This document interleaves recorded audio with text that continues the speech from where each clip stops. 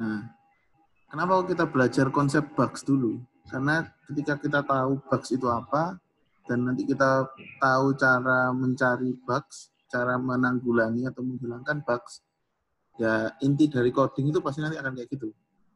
Makanya sebelum masuk ke actual coding, kita punya namanya belajar dulu apa itu bugs dan bagaimana tipe-tipenya, bagaimana cara menanggulanginya. Begitu. Kira-kira ini teman-teman sudah ada yang baca belum? Sudah Jadi kan pernah, Pak. udah pernah baca ya? Soalnya kan saya Iya, Pak. kasih di aula itu sudah lengkap sekarang materinya.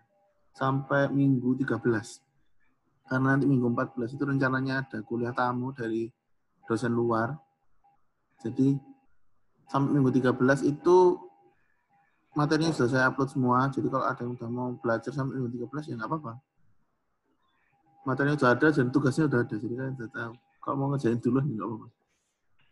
Nah, oke, kita sekarang masuk ke konsep bugs dulu ya. Bugs itu apa sih? Kok namanya kenapa kok bugs? Kok serangga gitu? Jadi itu sebuah istilah dalam ilmu komputer, khususnya itu pemrograman. Artinya itu sebuah kesalahan pada penulisan program. Nah, yang melakukan kesalahan ini ya yang program, yang orangnya.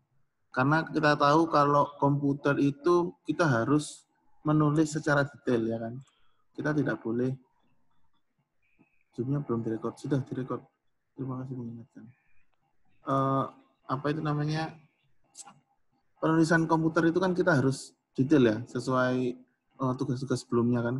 Kita tahu kalau misalkan ada suatu apa itu langkah yang terlewati sekalipun, sedikit aja langkahnya, meskipun kita manusia itu menganggap bahwa itu langkah yang halah gitu semua nggak bisa gitu kan. Tapi kalau komputer itu pasti akan menimbulkan suatu masalah. Makanya itu biasanya disebut dengan bugs. Nah, seringnya bugs itu nggak kelihatan. Jadi kalau mungkin nanti kita awal-awal ngoding, kita akan lebih fokus ke sintaks ya. Kita akan lebih fokus ke penulisan yang benar, struktur yang benar, ya kan. Itu bugs-nya technically bukan bugs. Jadi maksudnya kalau misalkan nggak bisa run, kita nggak bisa ngerunning, kita klik run gitu, terus dia keluarnya error, dia tidak bisa run, itu berarti bukan bugs. Itu ya salah tulis aja, error aja. Tapi kalau biasanya yang disebut bugs itu kalau programnya jalan, tapi outputnya salah. Outputnya tidak seperti ekspektasi kita. Nah, makanya itu namanya error. Jadi keluarannya itu tidak sesuai dengan ekspektasi perancangnya. Misalkan nih saya punya program untuk memproses sebuah dokumen, di mana dokumen itu semua apa buku cerita ya, gampangnya. Kita punya data sebuah buku cerita istilahnya, bentuk PDF, anggap aja seperti itu. Saya mau memproses buku cerita itu sehingga buku cerita yang tebelnya misalkan 500 halaman itu ketika saya masukkan ke pemrograman saya cuma dapat rangkumannya aja. Jadi misalkan itu kalau dalam penelitian orang itu namanya text summarization. Jadi buku yang segini tebelnya itu kita masukin codingnya kita itu langsung jadi summarization-nya atau rangkumannya. Nah, misalkan saya nggak tahu nih di dalamnya itu ada bugs, ya sudah saya pede aja, saya udah punya codingnya itu saya pede aja. Saya masukin buku, keluarnya rangkumannya apa. Nah ternyata ketika saya sudah memakai program itu di mana-mana, ternyata kok rangkumannya itu salah. Ternyata kok yang dirangkum itu kata-kata yang salah. Nah dari situ kan kita bisa tahu, oh ternyata itu coding kita, program itu masih buggy, masih ada banyak bugs-nya. Ya, jadi dan kita harus memperbaiki itu. Dan bugs ini sudah sangat sering ditemui kalau kalian main game, pasti kan ada bugs-nya. Kalau gamenya itu tidak melalui proses testing yang benar ya, tidak melalui proses evaluasi yang benar, ya itu mesti ada bugs-nya. Kok ngebug ya, orang-orang bilang ngebug itu ya gitu. Jadi ada yang salah, tapi programnya jalan, gamenya bisa dijalankan. Cuman ketika kita bermain di tengah-tengahnya itu ada bugs-nya. Ya itu kan berarti secara sintaks, secara penulisan struktur itu sudah benar. Cuman logika di dalamnya itu masih belum benar. Makanya itu biasanya disebut bugs itu seperti itu. Nah, sampai sini ada yang masih bingung membedakan antara bugs dengan error atau syntax error? Jadi kalau kalian nanti ngoding keluarnya syntax error, Pak ini program saya ngebug, nggak ngebug itu salah, pure salah. Ngebug itu biasanya jalan, tapi outputnya yang salah.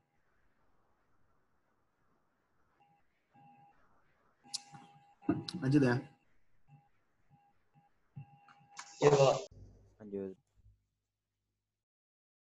Nah, ini ada contoh-contoh atau macam-macam bugs. Tapi keempat contoh ini itu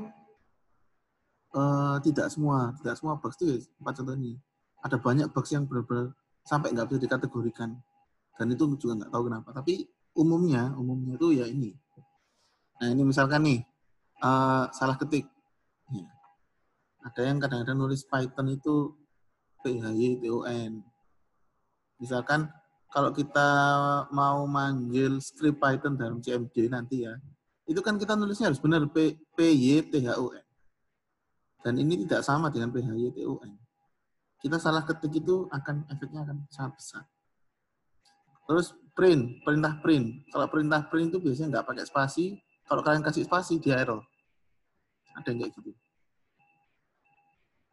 Nah, terus habis itu beda lagi kalau ada coding yang dia case sensitif, yaitu besar sama kecil itu beda. Misalkan variabel pakai V besar, kalian panggil dengan variabel V-nya kecil. Keluarnya beda. Itu biasanya bugs-bugs yang nggak kelihatan, tapi ternyata outputnya yang bikin berbeda. Ya kan? Terus ada juga algoritma yang tidak konsisten. Ada yang bisa menjelaskan nggak ini maksudnya apa? Yang contoh yang algoritma tidak konsisten.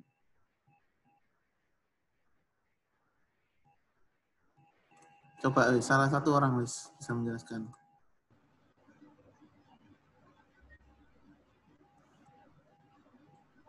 Ada? Ini kan pseudocode ini enggak apa? Bukan coding beneran. Siapa ini? Pak, saya mau bantu jawab. Ya ini siapa? Kevin. Oh ya Kevin. Silakan Kevin.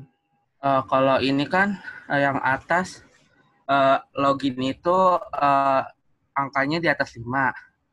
Tapi kalau yang bawah itu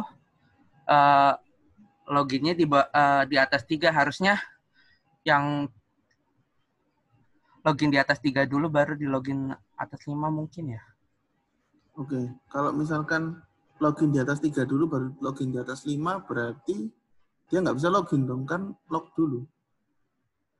Oh. Ya. Gimana? Jadi kan misalkan ini ada istilahnya ada safety measures. Misalkan kita punya akun bank, misalkan ya. Kalau loginnya itu sudah di atas 3 kali gagal terus, itu log. Tapi kalau udah di atas 5 kali itu admin report, misalkan otomatis di report admin.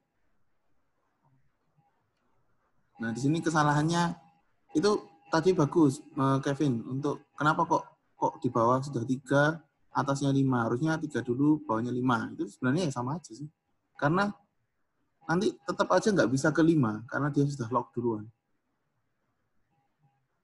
Nah, kalau mau misalkan mau report otomatis, ya sudah, salah satu saja, mau pilih yang mana. Mau yang lebih dari 5, atau lebih dari 3, atau dijadikan 1, setelah report baru log, atau report dulu, kalau 3, baru log. Nah, ini kan berarti memang bagaimana kita nulis algoritmanya dalam flowchart itu kita harus konsisten dulu. Baru kita actually nulis. Karena kalau kita nggak bisa merencanakan flow program kita ya percuma. Kita nulis coding nggak kepake kan percuma. Misalkan kayak gini kan nggak kepake, report adminnya kan nggak kepake. Karena bagaimanapun dia tidak akan bisa login ke 5. Ya kan? Nah, terima kasih tadi Mas Kevin untuk percobaannya. Sekarang coba yang bugs yang ini, logika matematis yang salah ini maksudnya gimana? Ada yang bisa menjelaskan?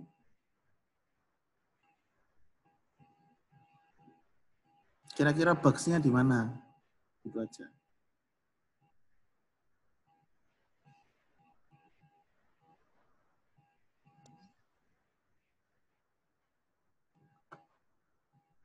Max ini maksudnya maksimum. Nilai maksimum antara X dan Y.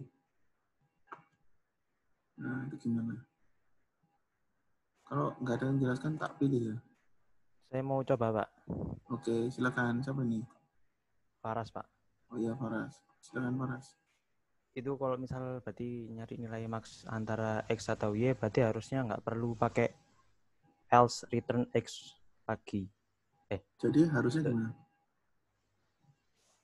Ya berarti harusnya mulai dari yang if kalau X lebih dari Y langsung return X saja. Berarti maksimalnya yang X. Kalau misalkan maksimalnya Y,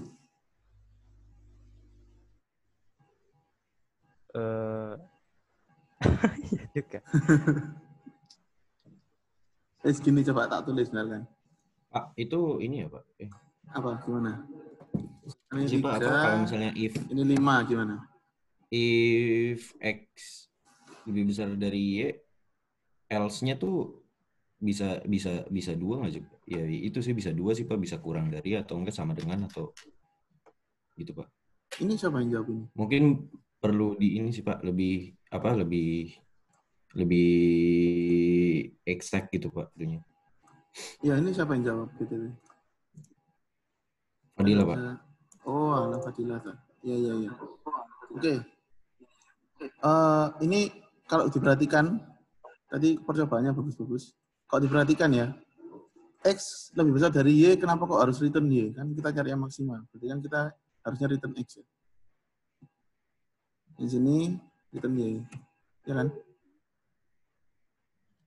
Nah, sekarang ada bugs-nya lagi di antara maksimum ini. Kalau misalkan X dan Y sama, dia kan tidak keluar apa-apa. Misalnya kayak gini. Max 3 dan 3. X dan Y itu sama. Ya kan? Nah, di sini kita harus tambah sebenarnya. Kita tambah else if kayak gini. Else if ini. Jika sama, keluarnya apa? Kan gitu. Atau ini else if-nya kita bilang gini. Y lebih dari X. Ini kan. Baru di bawah else.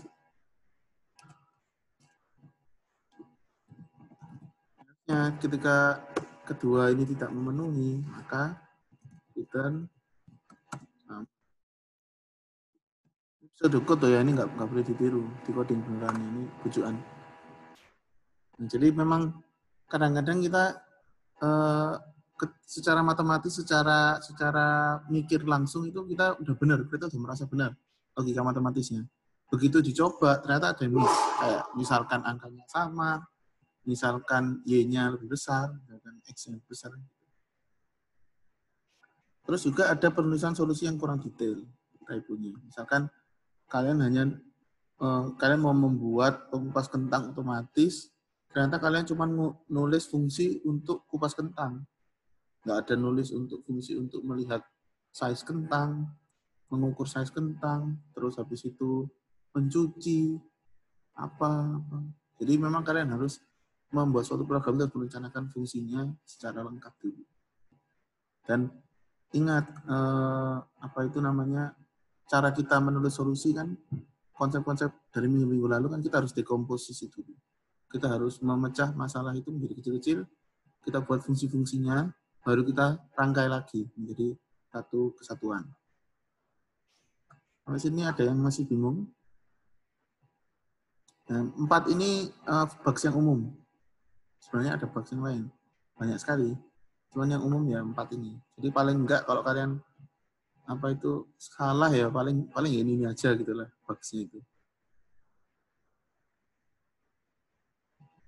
Ada yang bingung, boleh tanya dulu.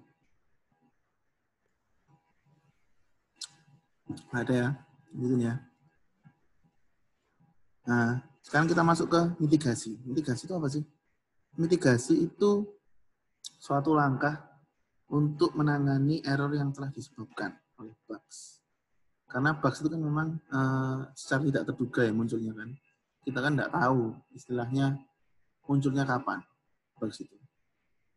Kita tidak pernah antisipasi itu sebelumnya. Makanya biasanya dalam pemrograman, kalau suatu perintah itu berpotensi untuk menimbulkan bugs atau error, kita biasanya pakai namanya try catch block. Mungkin karena ini pengantar kita belum masuk situ ya. Mungkin semester depan ada algoritma pemrograman, itu ada namanya try catch. Jadi try catch itu apa sih? Kita masukkan suatu perintah itu ke dalam bloknya try. Ketika try-nya itu gagal, maka catch-nya itu keluar mitigasinya sehingga programnya itu tidak shutdown. Misalkan nih, ini kalau misalkan di pemrograman mungkin contohnya kurang ekstrim ya. Kalau contoh ekstrim itu mungkin biasanya kayak apa? Reaktor nuklir misalkan nih, reaktor nuklir. Reaktor nuklir itu pasti ada try catch-nya, fail safe-nya. Jadi misalkan reaktor nuklir ini ada tombol untuk menghidupkan fission-nya tuh, menghidupkan apa namanya, mengaktifkan core-nya misalkan. Ketika kita klik dan dia gagal, dia kan selalu ada safety measures. Dia itu selalu ada apa ya istilahnya, fail safe measures-nya. Jadi kenapa kok kalau gagal itu kalau kita nggak ada jaga-jaganya, dia bisa meledak, dia bisa meltdown. Jadi kita pasti punya jaga-jaga, misalkan di reaktor itu udah ada apa itu namanya batang-batang yang bisa mendeaktifkan core nuklir itu, misalkan gitu. Makanya itu biasanya ada try catch. Kalau di pemrograman itu ada try catch. Misalkan try mengambil data dari internet. Nah, di situ kan pasti ada kemungkinan error. Misalkan errornya itu datanya nggak bisa diambil, inaccessible, internetnya mati, datanya salah, yang keluar datanya tidak seperti yang expected, biasanya ditaruh di try. Ketika try itu gagal, ketika data itu tidak bisa diambil, dia langsung di catch sama perintah di dalam block catch. Perintah dalam block catch itu ya apa namanya, isinya biasanya cuman maaf data tidak bisa, silakan coba lagi, terus di return. Biasanya kan gitu. Sebenarnya kayak if sih. Sebenarnya kayak if block gitu. Kita kalau ini nggak ada, ya maka bawahnya. Kalau ini ada, ya situ. Try catch itu gitu biasanya mitigasinya. Nah, mengenal apa sebelumnya itu kan kita tahu penyebab bugs umum itu kan sebenarnya untuk preventif, tindakan preventif, yaitu ketika kita memperhatikan jenis-jenis bugs. Itu kita paling enggak ketika menulis program itu kita bisa tahu hal-hal yang harus diperhatikan. Oh, saya harus pastikan nggak ada typo. Saya harus pastikan logikanya sudah benar dulu sebelum dirun. Saya harus pastikan bahwa apa namanya algoritma yang saya buat itu konsisten, nggak ambigu, gitu kan. Makanya itu mitigasi ini sekarang adalah langkah kuratifnya. Jadi ketika bugs itu terjadi, apa yang harus kita lakukan supaya programnya itu nggak shutdown? Karena misalkan kalau program sekarang sih ya gampang ya, maksudnya kalau shutdown ya udah shutdown, kita nggak buat yang penting amat. Anggap aja kita buat sebuah Python script untuk mengaktifkan core nuklir tadi. Kan kalau udah shutdown ya kita yang disalahin, padahal kita yang ngoding. Dan cuman kesalahannya cuman simple gitu kan. Makanya harus ada mitigasi. Biasanya namanya defensive programming. Jadi defensive programming itu suatu paradigma di mana setiap langkah yang berpotensi untuk membahayakan program itu atau membahayakan implikasi dari jalannya program itu dijaga. Nah, misalkan ada defensive programming ini dipakai banyak di teknik elektro ya. Kalau misalkan listrik mati itu apa yang harus dilakukan gitu, mitigasi.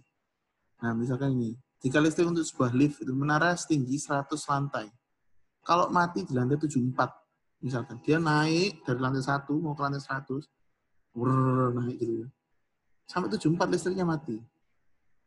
Nah, apakah ketika listrik mati itu kan nggak ada nggak ada energi untuk mengangkat lift itu? Apakah dia langsung drop ke lantai 1 liftnya?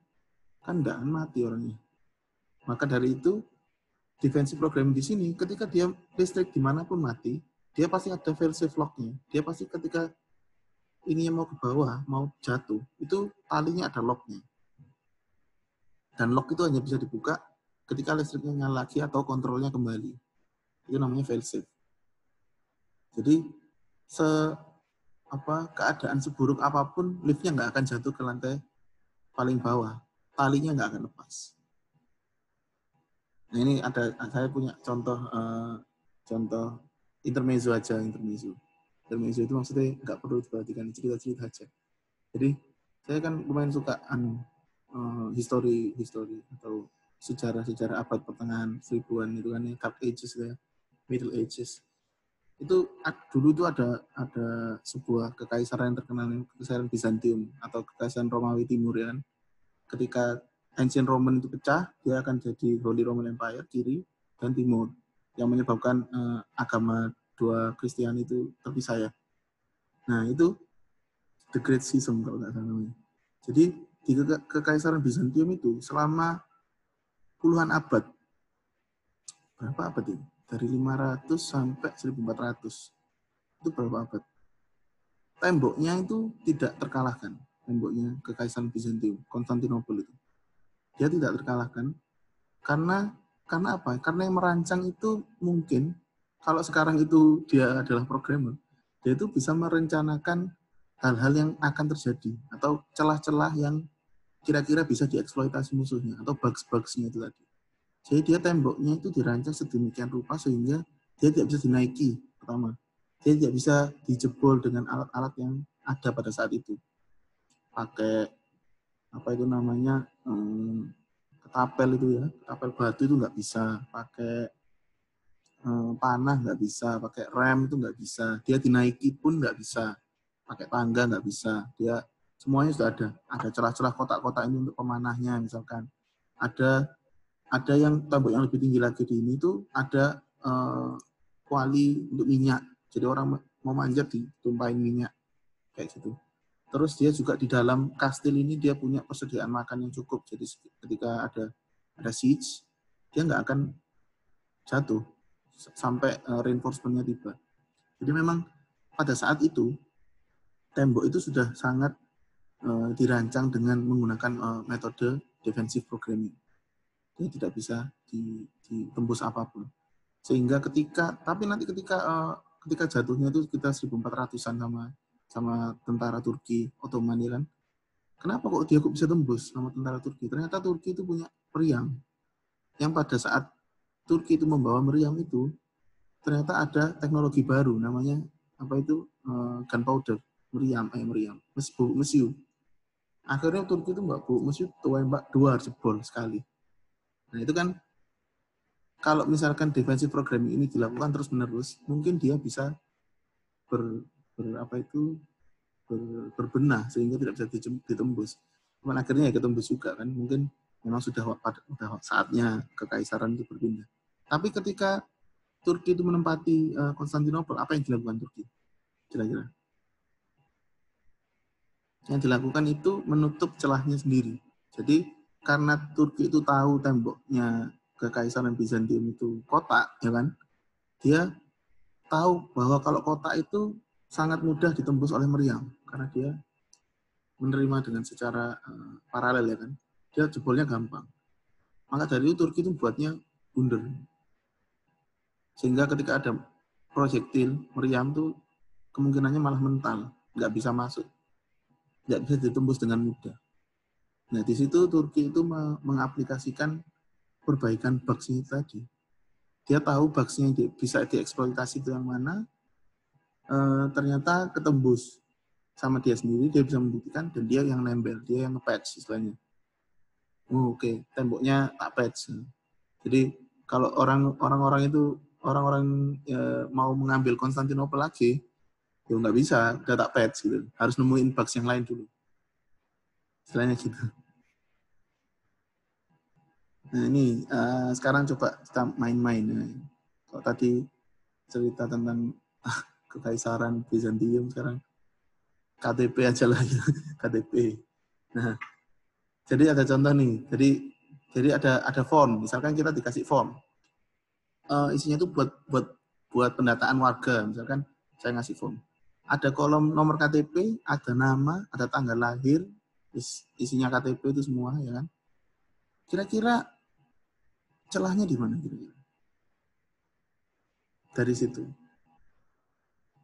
Nomor KTP, Pak. Kenapa nomor KTP-nya? Bisa aja ada human error yang jadi satu nomor bisa ada orang lain yang beda nama. Satu nomor ada orang lain yang beda nama. Yang paling itu tipenya Pak, tipe masukin datanya Pak. Jadi Ya, gimana? misalnya kayak nomor KTP itu kan beda satu angka kan bisa berubah, sudah beda identitas gitu loh Pak. Sama kayak dengan nama misalnya kayak nama saya Alvin Bimo Ramadhani, terus saya pakai P, pakai F itu udah beda orang lagi gitu Pak. Tanggal lahir juga dan segala macamnya gitu. Oke, kalau di situ kan berarti bugs-nya itu adalah programnya masih bisa jalan nggak sih? Programnya kan masih bisa jalan. Paling nggak kita klik submit, ya dia masih bisa jalan. Nah, kira-kira bugs apa yang menyebabkan programnya itu tadi error? Jadi kalau tadi kayak try catch tadi ya, kira-kira saya masukkan data-data itu, ketika kita run, itu malah programnya itu rusak, fatal. Shutdown dia. Kira-kira kenapa? Yang menyebabkan itu apa? Kan kalau kayak saya tulis nama, yaitu paling nanti implikasinya ketika data kita yang kita dapat salah kan. Ya kan? Jadi programnya yang untuk mendata warga itu ya nggak apa-apa, jalan-jalan aja. Gitu. Jadi kira-kira apa? Yang lainnya? Ketukar mungkin kolomnya, Pak. Kolomnya ketukar gimana? Dia nama diisi agama. Nama diisi agama. Nama kalau Islam, agama belum. Siapa tahu, Pak. Ya oke, nggak apa-apa. Tapi kan gini, kalau misalkan nama diisi agama ketukar, ketika saya run bisa nggak? Bisa kan? Ya. Memang ada namanya Islam. Datanya masuk cuma sebagai data yang salah. Nah, tapi kita klik itu dia jalan. Kayak Google Form, anggap aja kayak Google Form. Isinya itu nomor KTP, nama, tanggal lahir, apa semuanya. Ketika kita masukkan bisa. Meskipun itu salah. Kalau ada kolom yang nggak diisi, wah ini bagus, salah satu. Salah satu mitigasi. Ketika kolom itu nggak diisi, dia kan nggak bisa ya. Jadi harus ada isinya, salah satu. Ada juga. Ini mungkin Pak. Apa? Gimana? Itu Pak di ini Pak nggak konsisten Pak di database kelurahan sama database yang dimasukin KTP beda Pak. Ya itu bisa juga. Jadi ketika kita masukkan nomor KTP, ternyata di database kelurahan itu nomor KTP-nya siapa di sana beda. Ketika mau disinkronkan itu konflik gitu ya. Itu bisa juga kayak gitu. Kesalahannya di itu. Tapi misalkan ada yang lebih basic lagi sebenarnya. Jadi kalau dalam nomor KTP misalkan, itu kalau saya ngisi nomor KTP-nya cuma pakai tanda plus itu bisa kan? Harusnya kan nggak bisa. Makanya ada nama bugs kecil namanya unanticipated input. Jadi ketika kita tidak menduga input apa yang akan dimasukkan oleh user, sehingga itu akan merusak program kita. Ya kan? Jadi misalkan nomor KTP saya cuma isi 1, 2, 3. Oke, it's a number, tapi itu salah gitu. Jadi apalagi yang harus dicek? Apakah panjang nomornya? Apakah struktur nomornya? Terus tanggal lahir, misalkan saya ngisinya angka ya, 12, 12, 20 misalkan. Orang lain tuh ngisinya 12 Desember 20. Orang lain lagi nulisnya bulan dulu baru angka. Orang Amerika itu kan katanya bulan dulu baru angka. Bingungi. Kadang-kadang kalau sudah ditulis tanggal 5 Mei gitu, 55. Yang mana? Ya kalau tanggal 3 Mei itu ini 5 Mei apa 3 Mei apa 5 Maret. Kan gitu. Karena kita formatnya nggak distandarkan dulu.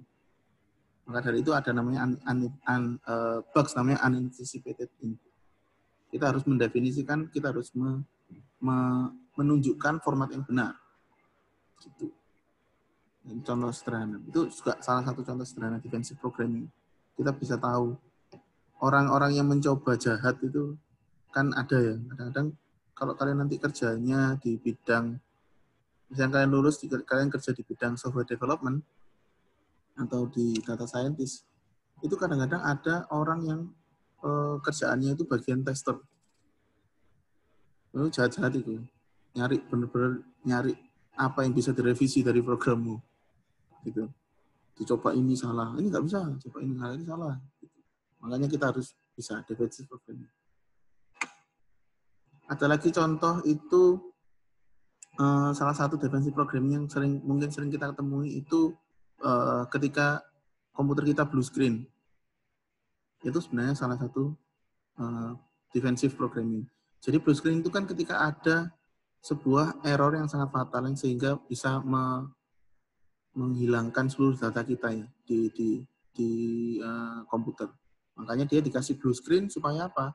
Supaya ada waktu untuk menyimpan datanya dulu, supaya ada waktu kita untuk melihat errornya apa, supaya ada waktu kita untuk melihat apa. Jadi blue screen itu sebenarnya defensif, mitigasi. Ketika ada suatu error yang terjadi yang sangat fatal tidak bisa diapa-apakan, dia akan keluar blue screen. Jadi kalian kalau dapat blue screen itu ya dilihat aja, dibaca aja keterangannya apa. Oh ternyata karena apa? Oh ternyata karena apa? Jadi kalian bisa langsung memperbaiki sehingga tidak terjadi fatal error yang sama. Gitu. Sampai sini ada yang bingung masalah defensive programming?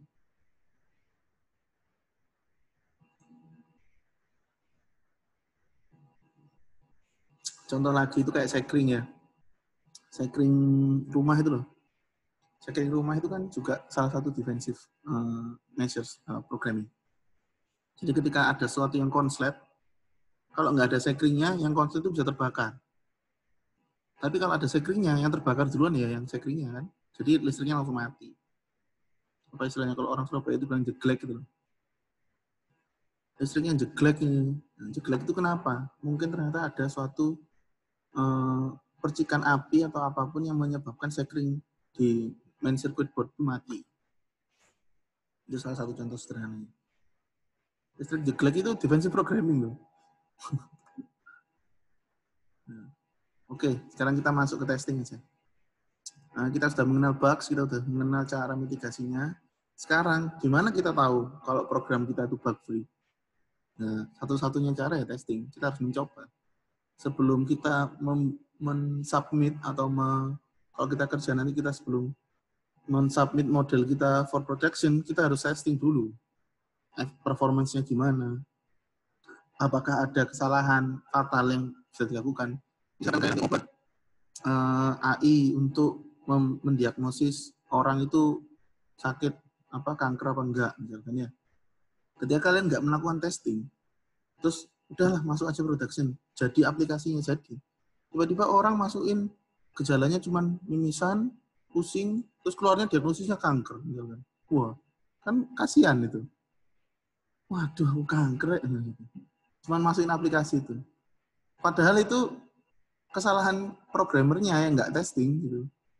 Jadi mungkin programmernya tuh waktu itu bikin modelnya cuman ketika dia mimisan, oke, dan dia pusing, fix kanker gitu kan. Itu kan sebenarnya kan bugs, termasuk bugs. Jadi bugs itu juga luas kan. Itu nanti termasuk apa ya? Algoritma yang tidak konsisten misalnya, atau logika yang salah, gitu kan.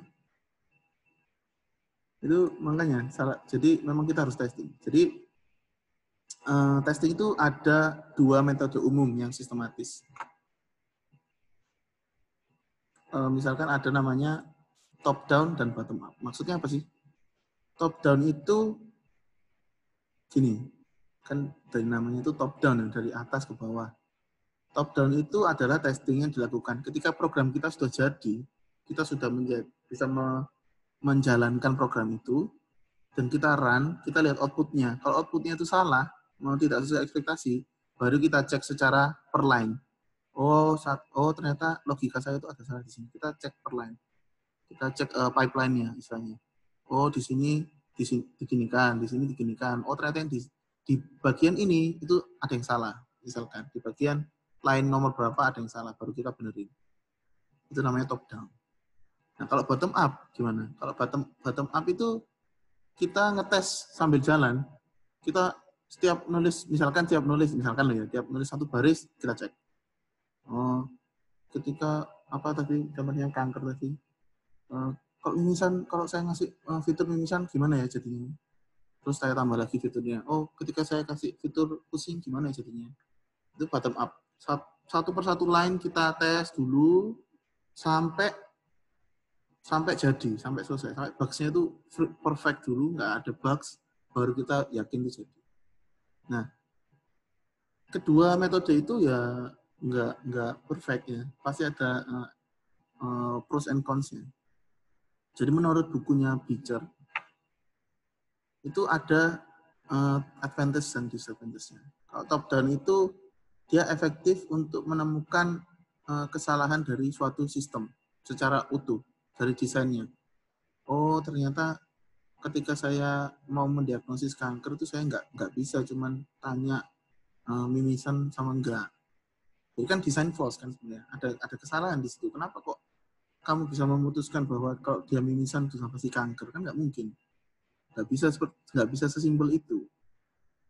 Nah, enaknya itu kita bisa menemukan kalau kita sudah jadi aplikasinya, kita bisa tes outputnya, kita bisa tahu kesalahan kita di mana secara desain, secara keseluruhan. Dan bisa kita bisa lebih semangat lah istilahnya. Kalau katanya Beecher itu kita bisa mengetes full sistemnya secara jadi dulu, meskipun ada bugs-nya, kita bisa lebih semangat untuk menyelesaikan code-nya. Baru kita nyari bugs-nya di situ. Oh, ternyata ada yang kelewat. Biasanya gitu, top down. Tapi disadvantage-nya apa? Kita nggak bisa kalau programnya nggak jadi-jadi. Ya kan? Bagaimana mau ngetes secara top down kalau sintaks yang ketiga aja masih salah, nggak bisa jalan. Kalau yang simpel-simpel aja nggak bisa jalan. Itu kan nggak enaknya top down kan itu. Kita harus jadi dulu, baru kita bisa lihat bugs yang kecil-kecil itu.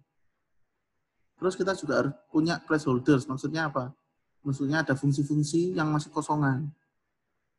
Seharusnya manggil fungsi itu, tapi kita kosongin dulu lah. Pokoknya bisa jalan dulu. Misalkan.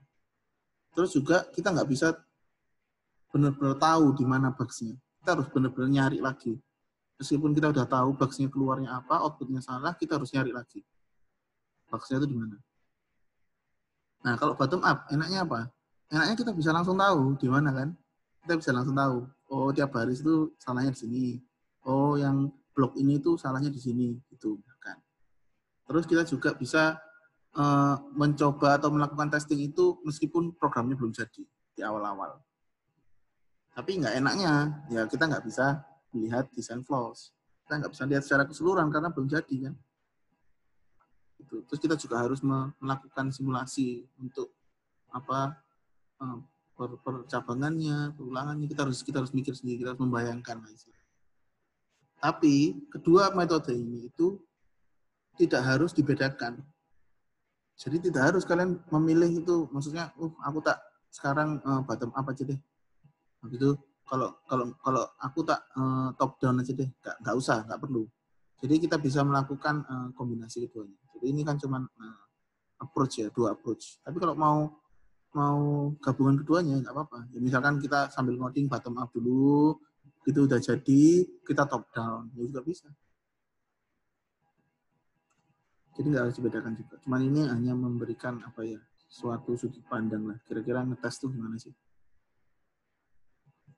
Nah, ketika kita sudah bisa testing dan kita sudah menemukan bug, ada namanya debugging. Debugging ini ya istilahnya kalau orang-orang tuh nge-patch lah ya, nge-patch. Ada kesalahan, wis tak patch, itu saya debugging. Nah, debugging ini cara khususnya kayak gimana Pak? Kok cuman ada tips doang? Ya emang nggak ada cara khususnya. Ini cuman sebenarnya kan cara khususnya kan ya kalian kan tinggal benerin code-nya aja, kan nggak ada. Misalkan debugging algoritma yang konsisten. Bagaimana caranya algoritma yang tidak konsisten di debug? Dia bikin konsisten gitu. Nggak ada tips, nggak ada cara yang pakemnya, nggak ada. Nah, biasanya kalau debugging ini, kalau kalian nanti coding beneran, itu dalam IDE, dalam editor coding kalian, itu akan ada fitur namanya debugger. Debugger ini gunanya adalah dia akan merun setiap line satu persatu lalu dia stop. Jadi kalian bisa tahu di line itu outputnya sudah benar apa enggak. Di line itu outputnya sudah benar apa enggak. Di line yang bawahnya output dari atas tadi apakah sudah terbawa dengan benar di bawah apa enggak. Jadi kalian bisa tahu. Tapi ini detailnya akan mungkin semester depannya ketika kita benar-benar debugging. Kalau sekarang kan kita cuman ngomong-ngomong aja, memberikan algoritma gitu kan. Nah, ada tips-tipsnya dari Pitcher. Tips nomor 1 ini agak menjengkelkan ya. Gunakan insting. Nah, gimana kita punya insting kalau kita nggak pernah tahu? Makanya kita harus sering latihan. Intinya gitulah. Katanya bukunya Pitcher ini. Gunakan insting. Kira-kira salahnya mana ya? Oh, feelingku yang ini yang salah. Kita coba. Terus ada juga namanya prinsip Occam's Razor. Occam's Razor ini prinsip yang sangat umum di dunia pemrograman. Katanya orang-orang, Occam's Razor itu maksudnya adalah ketika kita punya alternatif solusi yang banyak, biasanya paling simpel itu yang benar. Biasanya, usually. Jadi kalau di pemrograman itu namanya KISS ya, KISS, paradigma KISS. Keep it simple, stupid. Jadi kalau kalian akan menulis sesuatu yang jelimet, itu berarti menunjukkan bahwa kalian tidak paham. Biasanya gitu. Makanya dalam pemrograman itu kita harus menulis sesuatu dengan sangat sesimpel mungkin yang bisa mencapai tujuan kita. Biasanya makanya sukses itu programmer itu malah yang males. Karena dia nggak mau ribet-ribet. Yang cepat aja, langsung aja. Yang namanya keep it simple stupid. Terus ketiga, sekali lagi dekomposisi, divide and improvise. Maksudnya apa? Kita membagi masalah itu menjadi kecil-kecil, kita membagi sebuah code itu menjadi yang kecil-kecil, dan kita melihat satu persatu kesalahannya di mana. Kalau kita melihat secara keseluruhan itu sulit, ya udah kita lihat satu persatu. Ada lagi logging. Logging ini biasanya gunanya ketika kita development ya, ketika sudah jadi itu loggingnya biasanya sudah disembunyikan. Maksudnya apa? Jadi tiap baris pemrograman kita mengeluarkan outputnya di setiap fasenya, di setiap prosesnya. Oh, ternyata misalkan contoh buku cerita tadi ya, text summarization tadi. Oh, ketika saya mengambil data buku cerita ini, apakah sudah tersimpan dengan baik? Kita keluarkan outputnya. Oh, sudah tersimpan dengan baik. Lalu ketika saya mau split tiap kata, apakah tiap kata benar-benar sudah split secara benar? Apakah masih ada kata yang tersambung satu sama lain? Apakah ada kata yang salah tulis? Itu kita bisa outputkan lagi. Jadi kita punya log. Di setiap baris itu kita punya log. Ketika kita udah punya log semua di setiap baris, kita bisa tahu ternyata di baris ini itu masih salah, ternyata di baris ini itu masih salah, sehingga bisa berefek ke bawah. Mirip ke bottom up tadi, kita kasih log. Misalkan kita mau mengecek perulangan, misalkan kayak yang login tadi ya, misalkan kita tahunya itu login ke berapa dari mana kalau kita nggak login kan? Kita harus ngecek. Oh, ini percobaan yang pertama, tulis di output. Kita nggak perlu tampilkan ke user, kita tulis di output. Ketika dia mengulang lagi, dia kan lognya nambah. Oh, sekarang percobaan kedua.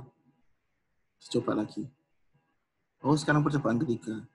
Nah, ketika percobaan ketiga, if-nya tadi kan bisa tahu mana yang harus dilakukan ketika percobaan ketiga, mana yang harus dilakukan ketika percobaan kelima, kayak tadi. Jadi dengan logging itu kita bisa tahu berapa perulangan pasti yang akan terjadi, yang sesuai prediksi kita.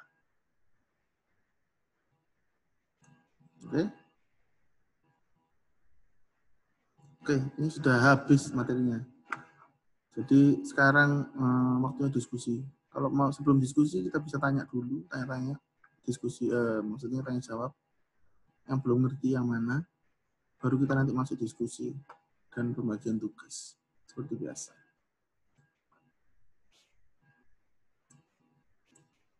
Saya masih bingung?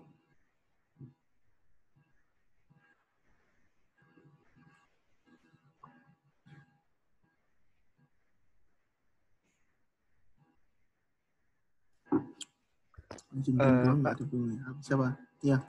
Iya, saya Juan. Kalau misalnya programnya error gara-gara beda versi dari interpreternya, mungkin itu masih bisa dibilang bug nggak? Bisa juga, karena kita mungkin menggunakan library yang belum cocok dengan interpreter tersebut. Dan kan ada cara dibaginya juga. Mungkin berarti gimana caranya? Kita harus membuat program tersebut kompatibel untuk semua versi, misalkan. Itu bisa juga menjadi bug. Oke, Pak.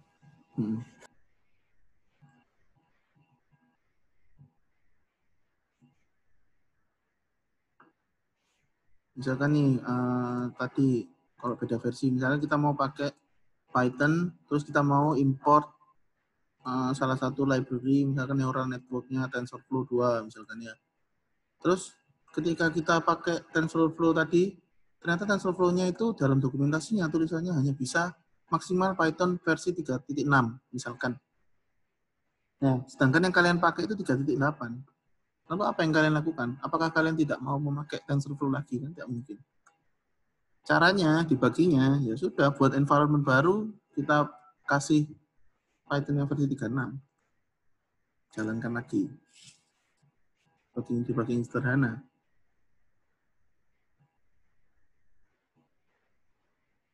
Ada yang tanya lagi? Kalau nggak ada, saya bagi tim battle. Jadi tim battle-nya kita bagus-bagusan code, bagus-bagusan pseudo code, dan apa itu namanya kalau bisa menemukan bugs-nya kelompok lawannya. Jadi kan tidak ada manusia yang sempurna ya. Jadi paling enggak itu kalau kita bisa memprediksi satu sama lain, itu kita tahu bugs-nya kita gimana. Nah, jadi ada ya monggo Mas Faras. Mau tanya dulu, silakan. Pak, tadi error itu berarti beda sama bug ya? Apa? Error beda sama bug? Iya beda. Kan beda. Tapi error tadi yang tipe, misal contoh yang tipe kan biasanya munculnya sintaks error, Pak. Itu berarti gimana, Pak? Belum tentu.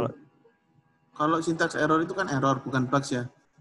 Tapi kalau misalkan kita menggunakan nama variabel yang berbeda, terus variabelnya itu satunya ada huruf besar, satunya huruf kecil, itu bisa aja kita punya dua variabel yang sama dengan memang huruf beda dan huruf besar dan huruf kecil, dan keluarnya itu output yang berbeda, meskipun nggak sintaks error. Salah satu contoh tipe itu di situ sih sebenarnya, bukan yang kayak salah tulis sih. Cuman tadi ada contoh salah tulis itu tidak salah satu, biar kalian paham lah maksudnya tipe itu apa. Ada memang pemrograman yang case sensitif, misalkan kalian nulis selection itu pakai S besar, ada yang nulisnya selection pakai S kecil, keluarnya dua-duanya bisa, tapi beda yang dimaksud. Gitu.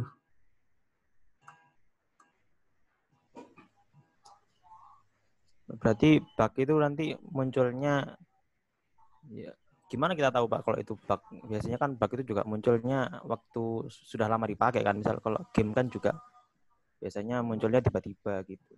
Nah, kadang kan kalau game ya, misalkan game itu kok munculnya tiba-tiba, kok nggak ada patch-nya. Biasanya yang kayak gitu itu yang kelewat. Jadi bugs itu mungkin munculnya karena sesuatu, karena logika yang kabur, istilahnya flow-nya itu kabur dari perkiraan si pemrogramer itu tadi, baru muncul. Jadi sebenarnya itu bugs-nya ya udah di situ all along dari awal, cuman belum ada yang nemu. Jadi kalau kita nemu sesuatu bug itu ya alhamdulillah. Makanya biasanya game-game itu sekarang ada early access, ada beta version, alpha version, sebelum dia versi final yang benar-benar kosong tanpa bug. Gitu. Jadi kalau kalian misalkan mau mendaftar menjadi beta tester, saya dulu kebetulan beta testernya Kaskus. Waktu Kaskus sekarang jadi .co.id. Ketika dulu kaskus.us itu saya kan membernya Kaskus Surabaya, regional Surabaya. Waktu itu saya jadi beta tester. Saya disuruh nyoba bugs-bugsnya yang ada di situ apa. Dan setiap nemu bugs itu dapat kaos, dapat sepatu gitu-gitu dulu. Makanya kenapa kok beta tester itu perlu? Karena kita harus melibatkan perspektif lain. Kita nggak bisa ngetes bug itu sendiri, itu kadang-kadang kita nemu, kadang-kadang enggak. Kita perlu tester, kita perlu sudut pandang orang lain. Dan itu berlaku di apapun sih sebenarnya, nggak cuma pemrograman. Misalkan kalian nanti mau nulis penelitian, paper, itu kan nggak mungkin ya, paper itu perfect. Menurut kalian oke lah, kalian nulis, terus api, perfect. Oh, skripsi lah ya, skripsi. Bagus ini, perfect ini. Ketika kalian kasihkan ke pembimbing, coretannya seuak ya, masih merah-merah. Jadi kan itu kan sebenarnya juga kayak bugs ya, menemukan bugs. Tapi kalian tidak bisa melihat bugs itu karena ada bias kan. Kalian maksud aku yang nulis salah kan gitu kan. Ketika dilihat orang lain dari perspektif lain, ketemu lah itu bugsnya. Itu sama kayak game tadi. Jalan kok, dites di perusahaan jalan kok. Ketika dia rilis beta version, ketika dia rilis full version, saya dulu pernah ketipu beli Arkham Knight itu, pre-order itu saya waktu itu. Batman Arkham Knight. Wah, pre-order ditunggu, tak tunggu.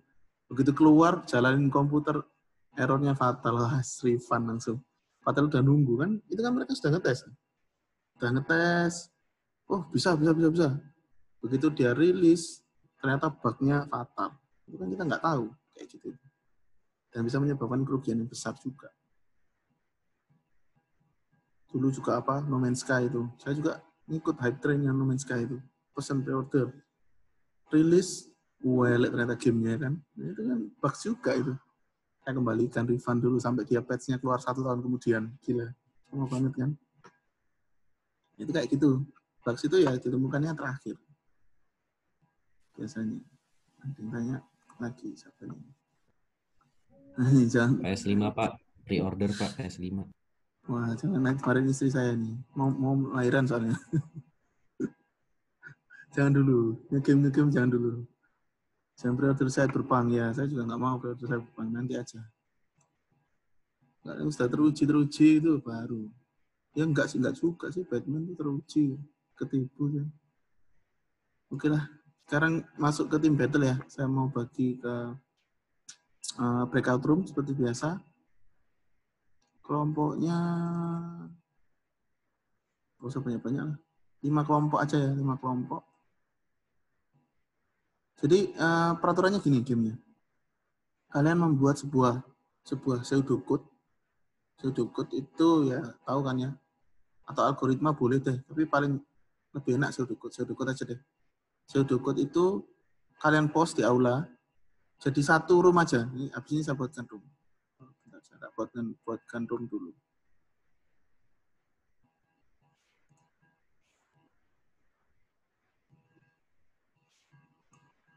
Bentar. Masih ada. Saya tak buatkan room dulu untuk diskusi. Kalian masuknya reply aja dari situ.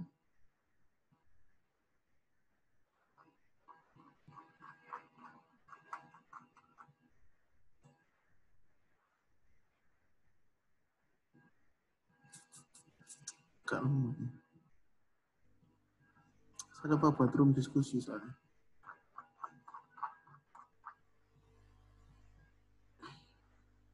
Nah ini sudah. Kalau kalian mau baca materi-materi berikutnya, boleh dong, silakan. Oh sudah ada ding diskusinya. Ya udah, di aula ini ada room discussion namanya tim battle. Soalnya ada di situ, kalian tinggal reply ya, jangan buat forum baru. Oh, add new topic, ting. Gini aja.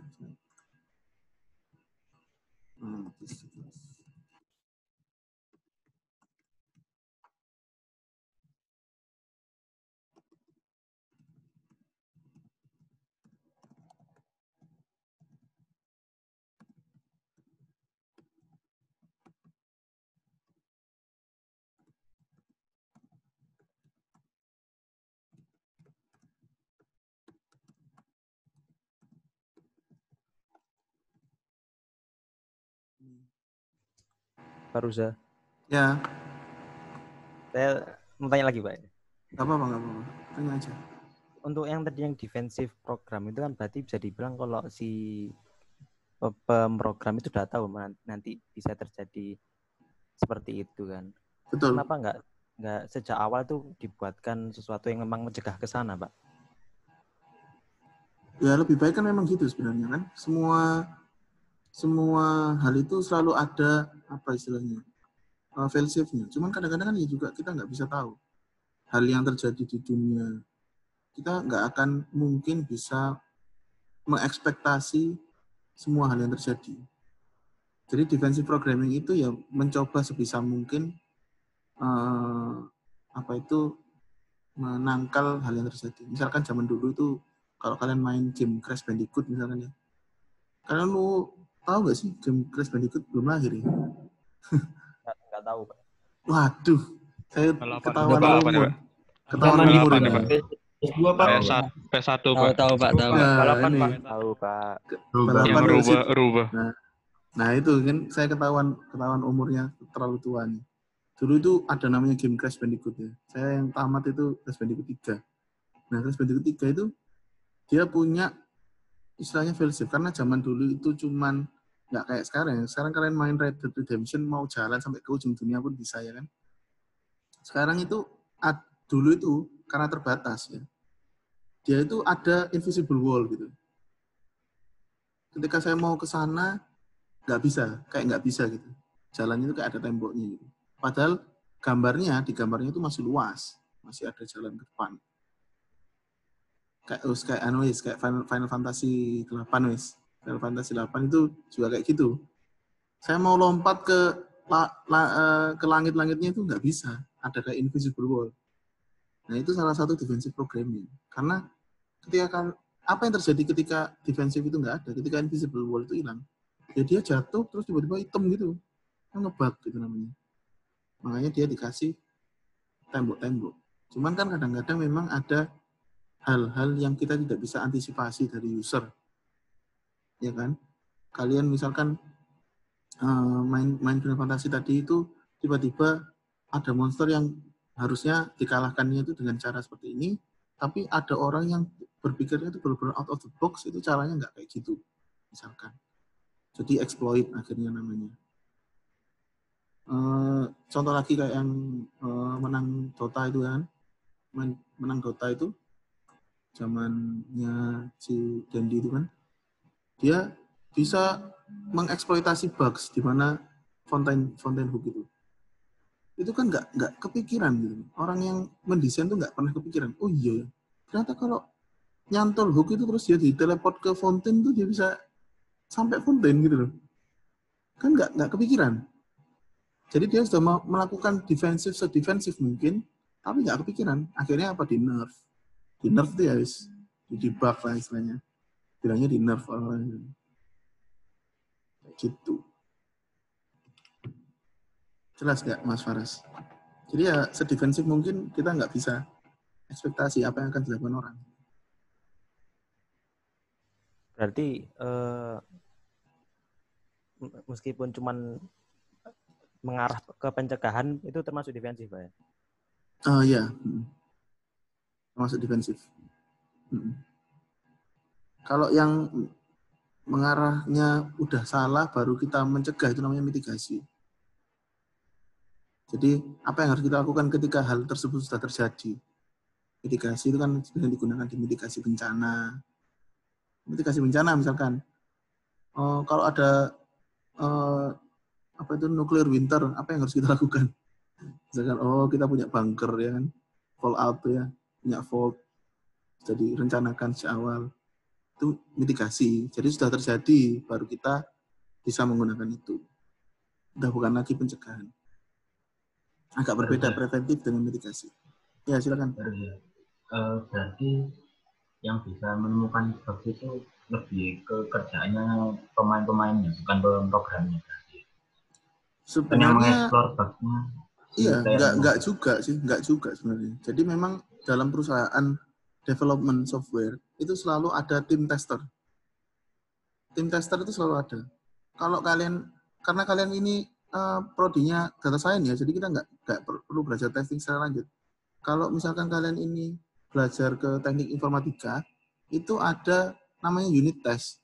Jadi cara ngetes itu ada dokumentasinya, ada caranya, ada sistemnya, ada metode yang harus diikuti. Dan itu biasanya ketemunya di situ. Ada unit test, skenario test, banyak use case test, apapun itu kalian bisa tahu. Nah, sekarang itu kenapa kok kalau dalam game ya, kok dalam game itu kenapa sih kok perlu testernya itu pemainnya? Ya karena memang kadang-kadang orang yang membuat itu nggak bisa menemukan celahnya sendiri. Makanya dia rilis early access dulu. Dari situ dia dapat feedback berupa kesalahan-kesalahannya dia sebelum dia rilis ke full versionnya. Kalau dulu sebelum zamannya internet, saya nggak tahu beta tester itu ada apa enggak. Mungkin ada, tapi di kalangan terbatas. Kalau sekarang kan orang-orang beta tester langsung banyak gitu kan. Itu kan bisa ngetes apapun, bisa ngetes server, bisa ngetes kapasitas game, bisa ngetes apapun itu lah manajemennya. Jadi ya nggak selalu pemain juga yang ngetes.